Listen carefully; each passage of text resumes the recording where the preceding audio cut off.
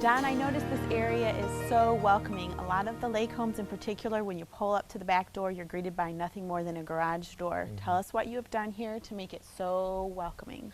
Well, part of what we try to do is use the different levels of a landscape and work with the natural topography of the site as we're designing the whole site. So right here we've used the fall from the drive to the door itself and using kind of a nice staircase to land right away, and so that you're walking into a pleasant entry with annuals on both sides.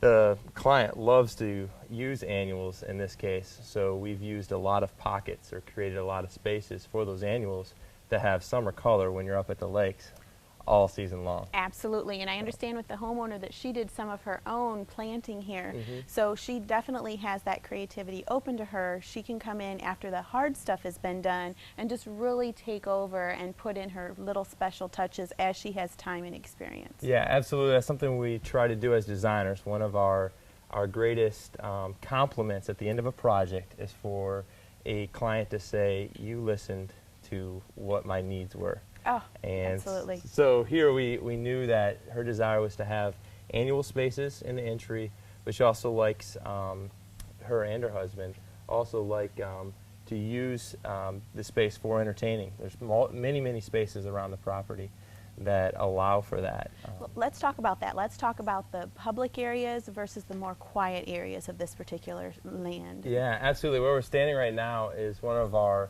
kind of unique spots on this site because it's a backyard on the lake getaway. It's where it can be quiet. On the lakeside, there's so much traffic during the season and during the day that this is a very nice retreat. You got a shade structure here. You've got the filtered light from the oaks above, and then you've got some shade gardening going on as well. Absolutely. Well, and I also like that you have taken special care to choose the plants so that they really reflect the architecture of the home and the color of the home. This, we were talking earlier, this is a long-standing shingle, so they don't have to paint. This is a maintenance-free. Yeah. So you really have incorporated the plantings into this environment. Even here, I see that you have dug out, you've allowed for drainage, and this room, which we can't even see what's in that room right now, but we can see that they're going to get great sunlight. You have not taken away a thing from this particular site. Yeah, absolutely. When we think about plant choices, we always are considering our windows, our views, our doorways, how we want to lead a person through the landscape. The walkway to our left here actually is bordered by boxwoods, which can tend to be more of the formal style of landscaping. That's a plant we would tend to use, something that grows more tidy and a little bit more, the structure seems to be a little bit more determined in its growth habit. There's other plantings, however, other areas that are a little bit more loose. We'll see more of that on the lakeside. Absolutely. And it fits that environment. And so we're trying to incorporate plants that complement the windows, complement the views, and then lead a person through the landscape. Tell us about your plant selection. One in particular that grabs me is this Japanese maple. I see this. I don't necessarily have a green thumb, but I see this and I think, wow, that looks like it's going to be hard for the homeowner to maintain. Say they didn't have a maintenance plan. Say they just wanted to get this because they like the look of the plant. What would they have to do to maintain this particular plant? Well, a lot of your ornamental trees typically have a little bit of ongoing dead wooding in them. Some of the branches will die, some of the twigs. So the principles we go by are to take out the dead, lift the canopy so that you don't have the branches that are touching the ground and become susceptible to disease, and thin where needed if you have crossing branches. Those are some of the principles we go by in pruning. So we would hand that off to a customer who likes to be involved in their landscape and take care of things. So Japanese maple is a classic example.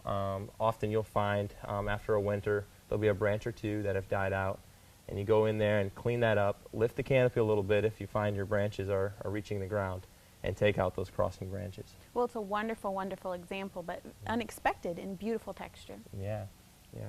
One of the nice things in this property, when we inherited it and doing the design, these two blood good Japanese maples behind us, as you kind of frame the entryway here, were existing. And so we try to reuse those because they were so healthy and beautiful. We did go through and clean out the canopy of them to help them along. And we continue to encourage their growth with regular fertilization as well in the maintenance program. Wonderful. So would you say for this back area that really set the stage for what was to come later on, that at least gave you the welcome at the driveway? Yeah, actually what's kind of unique, again, at the lakes, we often have to work from the lakeside to the roadside. And so this was actually the second phase of this project. So this was kind of an afterthought of what we had actually established over there. Oh, okay. Also the home, you'll see some of the before and after pictures. The home stopped here at the entryway, just to the left of the entry. So in the addition of the home, this whole phase was that afterthought. Or it was, I guess, the second phase of our involvement on this property. So what's beautiful about the whole orchestration of things, however, is that we were working with the architect from the beginning.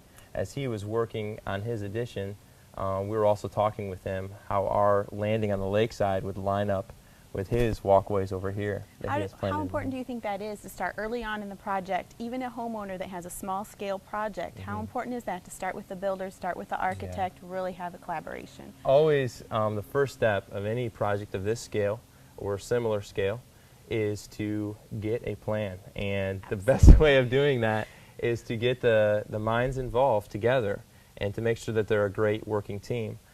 We've worked with a number of builders and architects. However, we click with a certain number of builders and architects because of our styles and our forethought on projects. And really make it a team, kind of the client team, as you know, interior designers with the builder, the client. It's all about the client and making sure that their home is exactly what they need it to be. Yes. I really appreciated as well the interior portion. When you look out here, there's something to see from every window.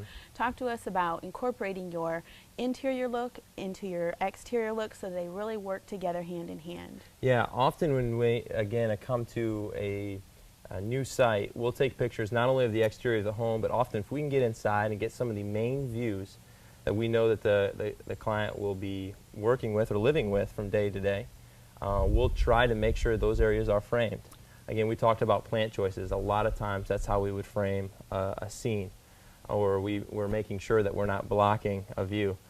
So if we can get in the home and take a couple shots from some of the main views, that's very helpful. Absolutely. So, why don't you talk to us about soil drainage? What are the site special needs that you had here?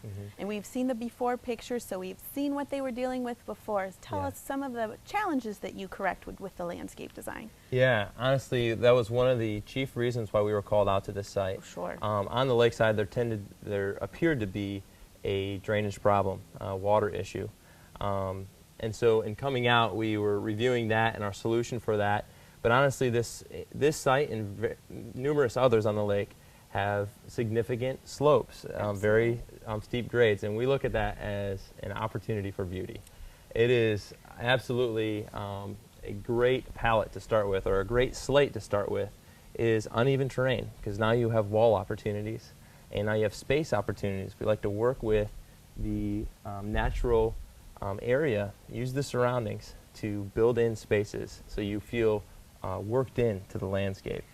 Well, picking up at drainage, again, back to a lake site, you often have very steep grades and water will destroy. Absolutely. A lot of times we try to circumvent the problems, or we try to come up with solutions before it becomes a problem down the road. And a lot of what we do with all our piping is we use the best choice of drainage tile. So quality product to begin with? Absolutely, absolutely. And that product happens to be a Schedule 35 PVC pipe that is cleanable, that you can come in with like a rotor-rooter type tool and clean out those tile lines. The problem with using corrugated as it turns and has ridges, corrugated tile doesn't allow for that. Oh, sure. So everything that we have used in this site particularly has been Schedule 35 PVC tile. And so, again, part of what we're doing as well is catching, obviously, all the downspout drainage, but we're using various catch basins as well, salted into the landscape, hiding them with plant material so that we're catching it before it builds up speed and momentum to really start ripping through the landscape. Perfect.